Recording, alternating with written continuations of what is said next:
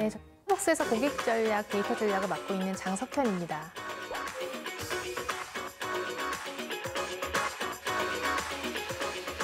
오늘 고객 얘기, 커피 얘기, 데이터 얘기를 하러 왔습니다.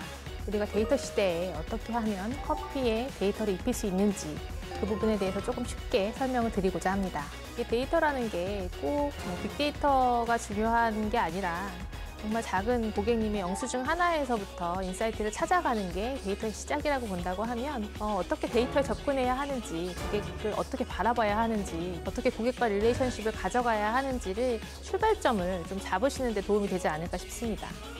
네, 지루한 건 빼고 갖고 왔고요. 네, 기대해 주셔도 좋을 것 같습니다. 고객 데이터를 활용하라.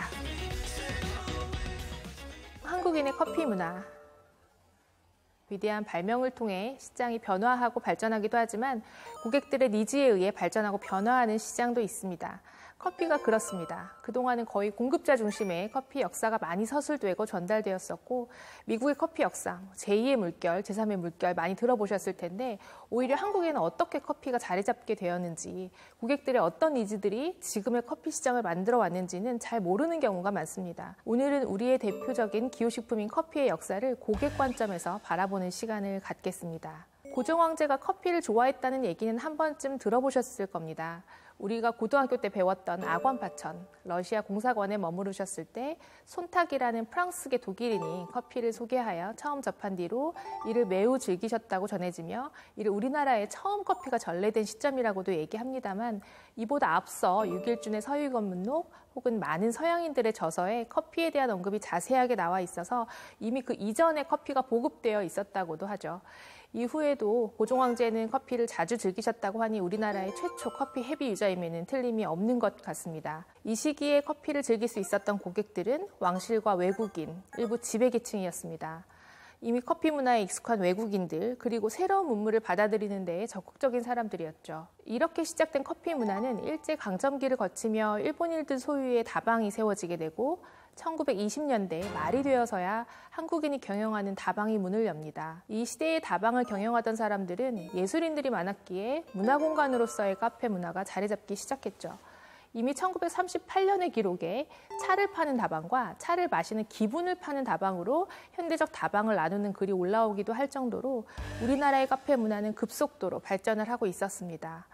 그러다가 해방과 전쟁을 겪고 50년대 한국식 커피의 시그니처 메뉴인 모닝커피가 탄생합니다.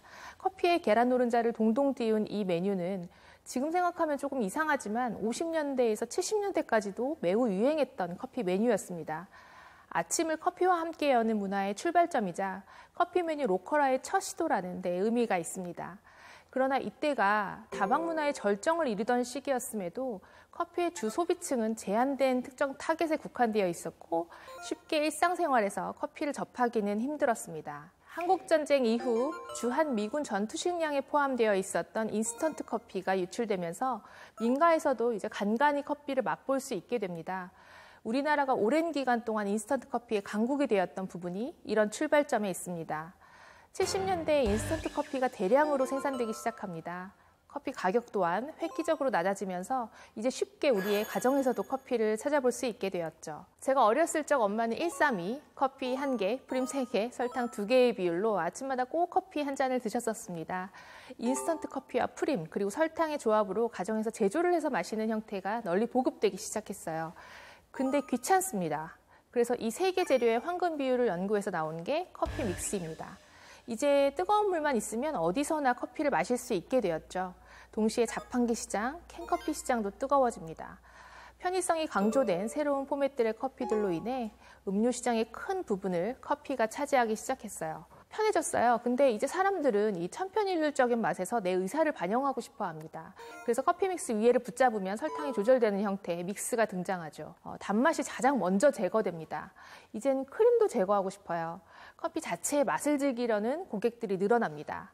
그러나 인스턴트 커피는 커피 자체의 풍미가 없었습니다. 80년대 드디어 원두커피가 등장합니다. 커피 수입 자율화가 되고 올림픽을 겪으면서 원두커피라는 새로운 형태의 드립커피, 즉 커피 자체의 맛과 향을 느낄 수 있는 커피가 각광을 받기 시작하죠. 점점 커피 본연의 맛에 대한 니즈가 늘어나고 이젠 편일성이 다가 아닌 전문성을 요하게 되는 메뉴가 되자 커피 시장은 20, 30대 위주로 재편됩니다. 다방은 점차 커피숍으로 탈바꿈합니다. 90년대에는 주로 젊은 사람들이 데이트를 하거나 친구를 만나거나 하는 공간으로 바뀌게 돼요. 지금은 에스프레소 기계가 커피 메이커의 대명사라면 90년대에는 원두가루에 뜨거운 물을 부어내리는 드립 커피 메이커가 어느 집에나 있는 소형가전 1순위였습니다. 이제 집에서도 커피 믹스가 아닌 원두 커피를 마시는 시대가 된 거죠. 그 옛날 90년대의 드라마들을 보면 아침에 일어나서 커피 메이커에 내린 원두 커피를 마시는 장면이 굉장히 세련되게 묘사가 되어 있습니다. 그러나 우리의 현실은 어땠나요? 지금도 그렇습니다만 회사 가기 전, 학교 가기 전, 학교 보내기 전의 아침은 전쟁이죠. 일단 나와야 돼요, 집에서.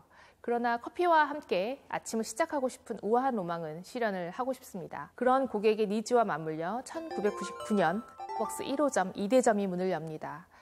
미국에서 스타벅스가 성공했던 것은 물론 좋은 커피 맛에도 있었지만 커피를 마실 수 있는 공간, 즉 카페를 제공했다는 것에 있었습니다. 당시 미국은 커피 원두를 팔거나 커피 음료를 팔아도 앉아서 편히 마실 수 있는 공간이 없는, 즉 테이크아웃이 대부분이었거든요.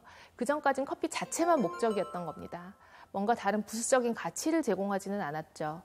우리나라는 그 반대였습니다. 커피 자체보단 공간이 주는 목적성이 더 컸습니다. 혼자 카페에 가는 사람은 많지 않았죠. 커피 자체를 즐기고자 하는 니즈가 있었음에도 처음에는 커피를 테이크아웃해서 밖에서 마신다는 것이 굉장히 어색했어요. 그러나 이미 90년대 커피 시장은 젊은 층들이 더 민감하게 받아들이는 시장이 되었고 스타벅스는 대학생, 직장인을 중심으로 자연스럽게 자리 잡게 됩니다.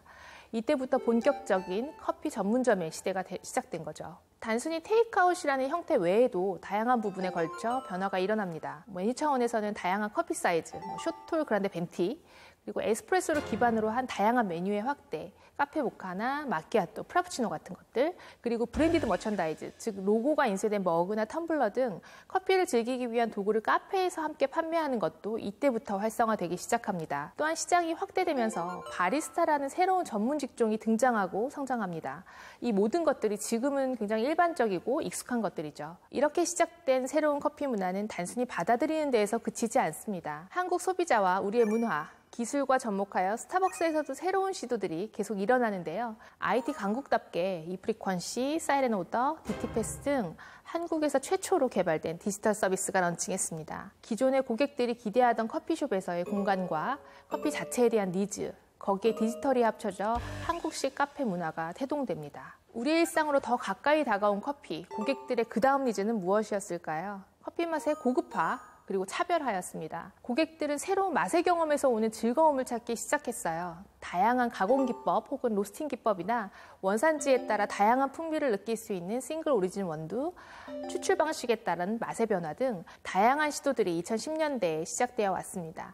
이른바 우리나라에도 제3의 물결이라 불리는 스페셜티 커피의 시대가 열린 것이죠. 그 이후에도 콜드브루 나이트로, 디카페인 등 고객들의 TPO에 따라 자유롭게 선택할 수 있도록 차별화된 커피 라인업들이 속속 추가되었고 고객들은 선택의 폭이 점점 넓어졌습니다.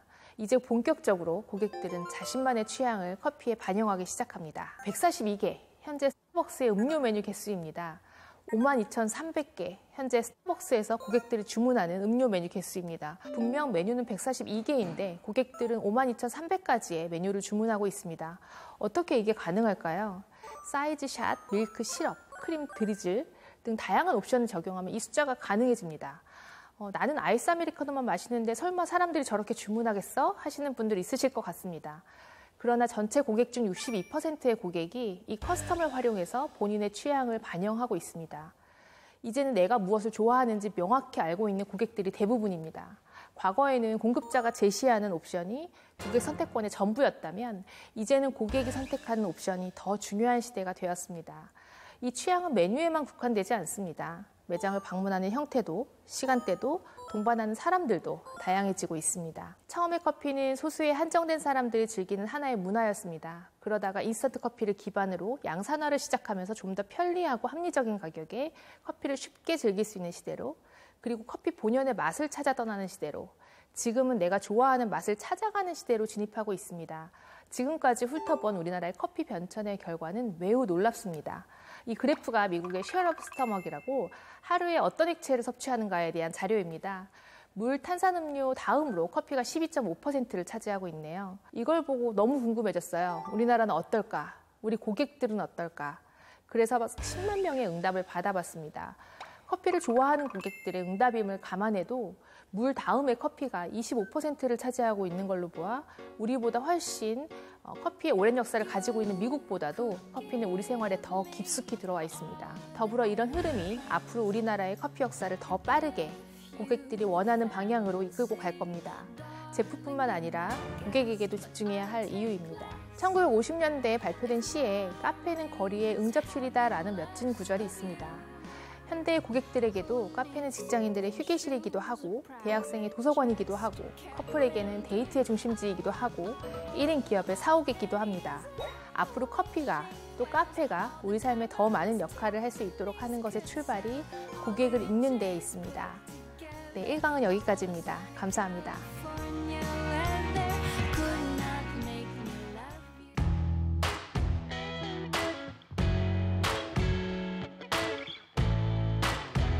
It's like I never loved you, like I was never gonna